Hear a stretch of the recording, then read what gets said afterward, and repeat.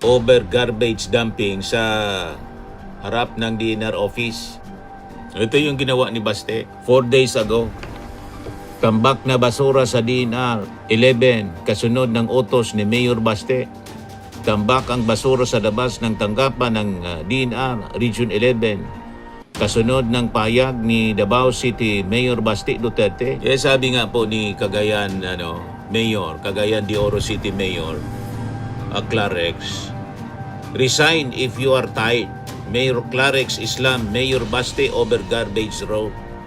Ito, report ng Higala headlines. Resign if you are tired. Kung ano magiging action po dito ni Secretary John Vic Remulla, pero sinigurado po niya na magpapaimbestiga po siya. Last on my end, ma'am, sa not only kay Mayor Duterte, kapag po ba Nagbabagang mga balita at pagtalakay sa mga isyu na lipunan. Bulsa, opinyon, banat at paglalantad sa katotohanan. Bulsa, what you see is what you get.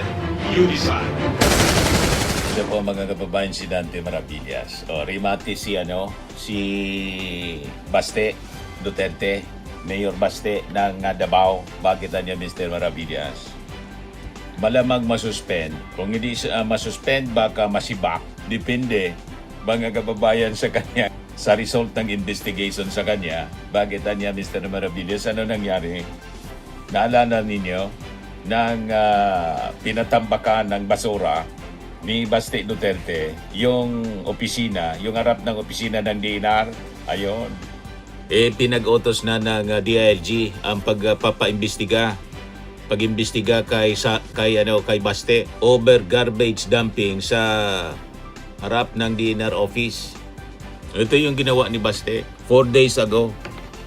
Tambak na basura sa DNR 11 kasunod ng utos ni Mayor Baste. Tambak ang basura sa labas ng tanggapan ng DNR Region 11 kasunod ng payag ni Davao City Mayor Baste Duterte na gawin itong garbage collection point. Nagugat ang utos nang ipasara ng DNR 11 ang gumuhong New Carmen Sanitary Landfill na ikinasawi ng ilang residente kamakailan at nagresulta naman sa problema sa basura sa lungsod. To manage waste collection moving forward, we have identified additional collection points including one in front of DNR 11 office so they can personally appreciate the volume of garbage that accumulates when an essential public service is halted indefinitely. Naunang payag ni Mayor Baste sa kanyang Facebook post. Siga-siga kasi mga kababayan. Ito yung ginawa niya. Imbes na solusyonan yung kanilang problema sa sanitary landfill, ginawang dumping site yung mismong opisina ng DNR. Lantaran na paglapastangan. Galian niya Mr. Maravillas na barbaro. Di ba barbaric itong ginawa ni Baste Duterte? Ngayon, pinapaimbestiga siya. Pinag-utos yung investigasyon laban sa kanya ng DILG. Malamang masuspindi. Itong ganitong ugali mga kababayan, wala siyang lugar sa gobyerno. Ito yung balita ngayon mga kababayan. Davao City Mayor Sebastian Barte Duterte and other officials will be investigated for possible administrative lapses for ordering the dumping of a pile of garbage in front of the regional office ng DNR in the city according to Malacanang. Sabi ni Press Officer Claire Castro, the Department of Interior and Local Government would conduct a thorough investigation into Duterte's earlier statement ordering the uncollected garbage to be dumped in front of the DNR office, designating it as a garbage collection site. According to Castro, Interior Secretary John Vic Remulla said the inquiry would be conducted to examine if there was negligence in violation of environmental laws committed by Duterte or Davao City officials. Sabi naman nila, pinopolitika sila, ginigipit. Magpapabiktim na naman mga kababayan tulad ni Sara Duterte. Gawa-gawa sila ng mga katarantaduhan pagkatapos pag inaksyonan ng ating gobyerno, sasabihin ginigipit sila, pinopolitika. Di ba? Tulad ni Sara Duterte, dinantaan yung ating Pangulo, si Lisa Marcos, pagkatapos si Martin Romualdez, tapos winaldas yung confidential funds, mali yung paggamit. Ngayon, inimbestiga ng Congress, pinala ng impeachment, sinasabi nila, ginigipit sila. Ganon din sigurado ang magiging drama nito, mga kababayan. O, di ba? So sabi ni Jose Castro, however, we do not want to preempt whatever action Secretary Remulla may take on this matter. What he assured us is that he will conduct an investigation. Castro said the administrative penalties would depend on the gravity of the offense found to be committed by Duterte or city officials, ranging from reprimand, suspension, or removal from office. Kailangan ipatanggal na siguro yan. Hindi lang suspension, removal ang dapat na gawin. Kasi winalang yan niya yung opisina ng DNR. Imagine, ganun ba yung dapat na maging ugali na isang local official po? Yes, sabi nga po ni Cagayan Mayor, Cagayan de Oro City Mayor, Clarex, resign if you are tired. Mayor Clarex Islam, Mayor Baste over garbage row. Ito, report ng Higala headlines. Resign if you are tired, sabi po ni Mayor Clarex. Gisaway ni Mayor Clarex, oy, si Mayor Baste Duterte og giingon nga dili masulbad ang problema pinaagi sa paghimo og laing problema. Matod pa sa mayor, kung dili na kaya ang responsibilidad sa dumala, mas maayo nga mugawa na sa pwesto aron adunay lain mga mopadayon sa serbisyo sa katawhan. Mag-resign ka na niya kung pagod ka na. Yan yun ang naging hamon ni Cagayan de Oro City Mayor Clarex. Binanatan po si Baste. Ano ba, mga kababayan? Parang hari kung umasta. Mga kababayan dyan sa Davao. Hindi pwedeng ganyan. Pag local official ka, sakop ka ng batas at you're under the Department of Interior and Local Government. So pwede siya tanggal sa trabaho bilang mayor sa posisyon. The administrative complaint against Duterte as mayor of Davao City, which is classified as a highly urbanized city, shall be filed and decided by the Office of the President under the Local Government Code of 1991. The President may also impose a preventive suspension on elective officials of not more than 60 days while their cases are being heard, provided there is strong evidence of guilt and their continued stay in office could influence witnesses or compromise records and other evidence. Castro told all leaders of local government units in the country, let us remember that you are there to serve the people, not yourselves. There should be no room for negligence. Therefore, any official who disregards their constituents or neglects their duties should be investigated, sabi po ni Jose Castro. On Monday, Malacanang criticized the Davao City government for what is described as disregard for due process in the rule of law after city officials allegedly ordered the dumping of garbage in front of DNR Davao Region office for as long as the New Carmen sanitary landfill remained closed. According to Castro, the actions of the Davao City government endangered public health and safety and violated environmental regulations. The local government is being urged to do its job and fix its landfills to ensure proper waste management, sabi po ng palace official. The illegal dumping of garbage is not only irresponsible, it is clearly an act that should not be emulated by other local government units in the country. It deserves condemnation, not applause, sabi po ni Jose Castro. Ito si Jose Castro, mga kababayan. On a different matter, yesterday, the Malacanang scored the Davao City leadership for the dumping of garbage sa harap po ng DENR office. Will there be administrative sanctions or other disciplinary actions against Davao City Mayor Sebastian Duterte? Nakausap po mismo natin si Secretary John Vic Remulla ngayong araw dahil kasama po siya sa meeting kanina. Magkakaroon po ng malalimang pag-iimbestiga dito. Ano po yung possible penalties or disciplinary measures na maaaring kaharapin ng isang local chief executive for violating the Solid Waste Management Act or other relevant laws?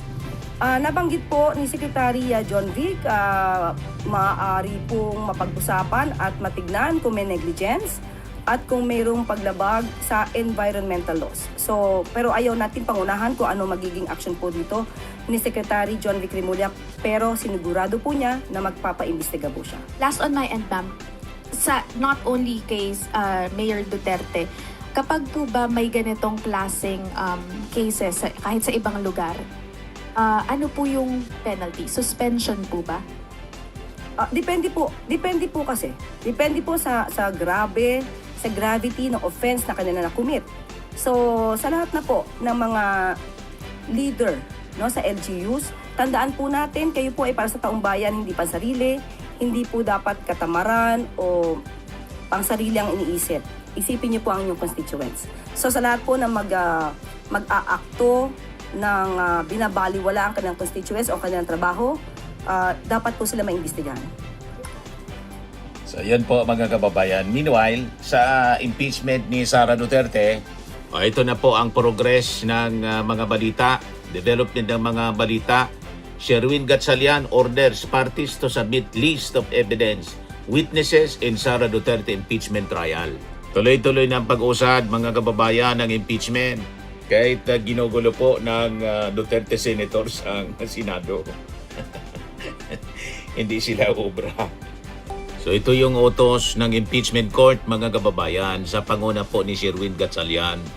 Sabi sa kanyang pinalabas na notice, please take the notice that the pre-trial conference for the impeachment trial of Vice President Sara Duterte is hereby scheduled to take place at 9 a.m. June 18, 2026 Thursday at the Senator M. Claro Recto Room, second floor, Senate of the Philippines. Before the Secretary of the Senate as clerk of the impeachment court, sabi po sa notice. The parties will be notified of subsequent dates for the continuation of the pre-trial conference if any. Di ba, mga kababayan? O ngayon, kanina sa press briefing, naitanong din itong kaguluhan sa Senado. Pakinggan natin yung reaksyon ng Palasyo Malacanang. The questions sa special session po with two senators claiming legitimacy in the Senate leadership issue. Is Malacanang concerned that the country is approaching a constitutional crisis? Asking that because yun po no, kung magkaroon ng special session, sino po yung susundin ng palasyo? Si Gatchalian or si Cayetano kung parehas po sila mag-i-insist. Kung sa impeachment trial naman po, both sides are claiming sila rin ang magpe-preside sa impeachment trial. So paano po yung ganitong estado?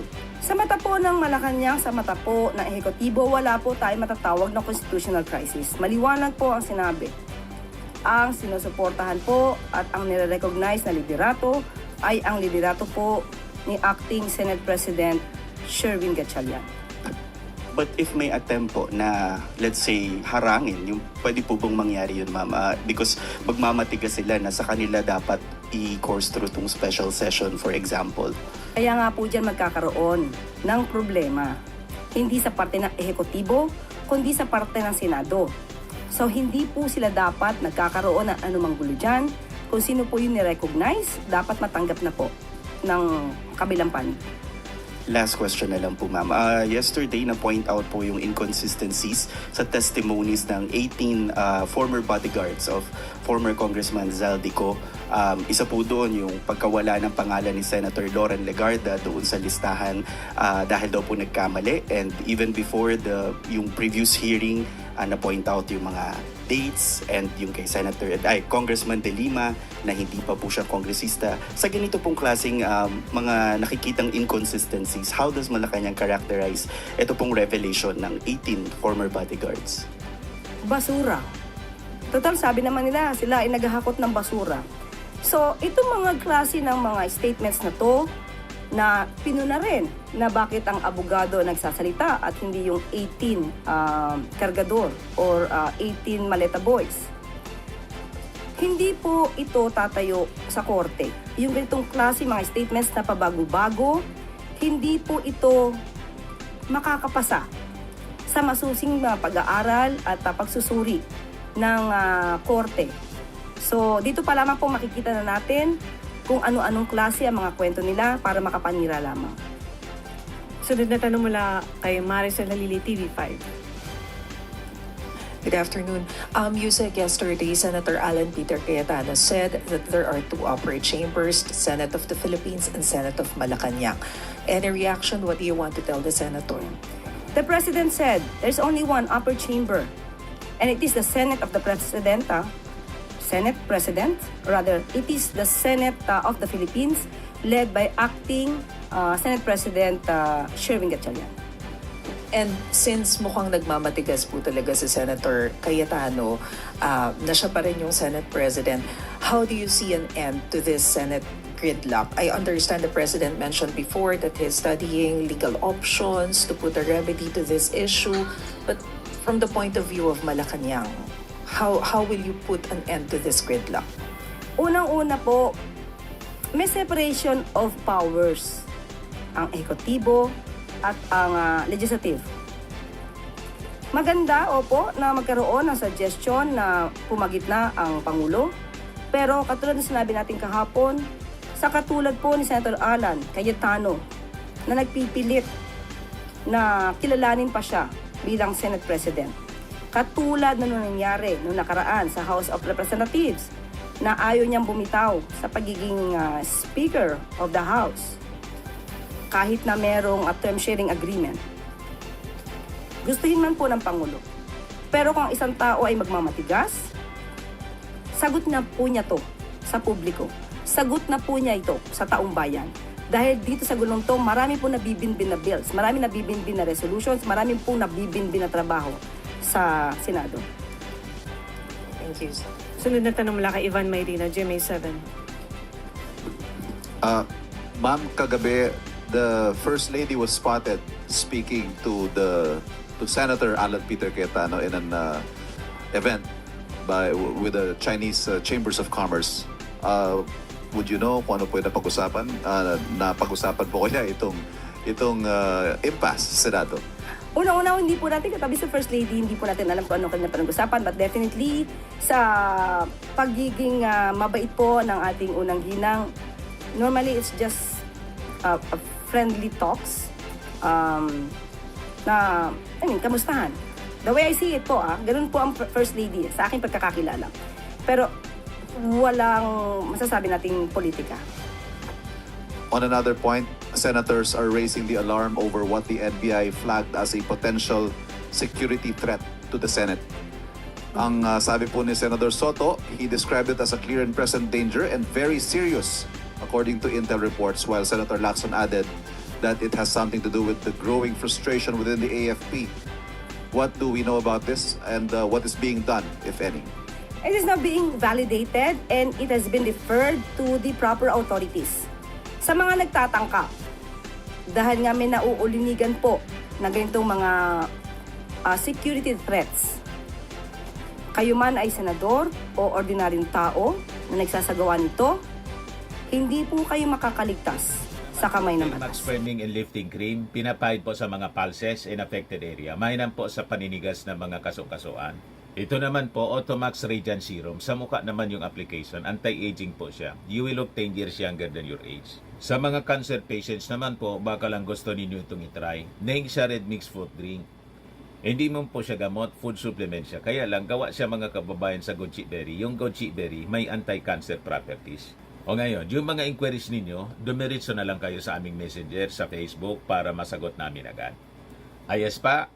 Ayos na ayos niya, Mr. Maravilla. Sa mga nagana po ng malinis and spacious fitness gym, pumunta lang po kayo sa aming Colossal Fitness Gym. May Grab car rental din po kami. But anyway, ito po pala yung aming bagong product na binibenta online. I am worldwide amazing pure organic barley powdered drink mix from Australia. Negosyo to ng aking anak na architect entrepreneur Riz Maravillas. Ayan po. Kontakin na lang po ninyo siya, Riz Maravillas on Facebook. Ang mga health benefits niya, boost immunity, improves digestion, enhance energy levels, packed with antioxidants, prevent cancer. Ito naman po yung bago naming product na binibenta online. Eye Glow Serum, whitening po siya. Tingnan ninyo yung epekto sa aking anak na architect before and now. Yung mga inquiries po ninyo, dumiretso na lang kayo sa kanyang Facebook account, Riz Maravillas.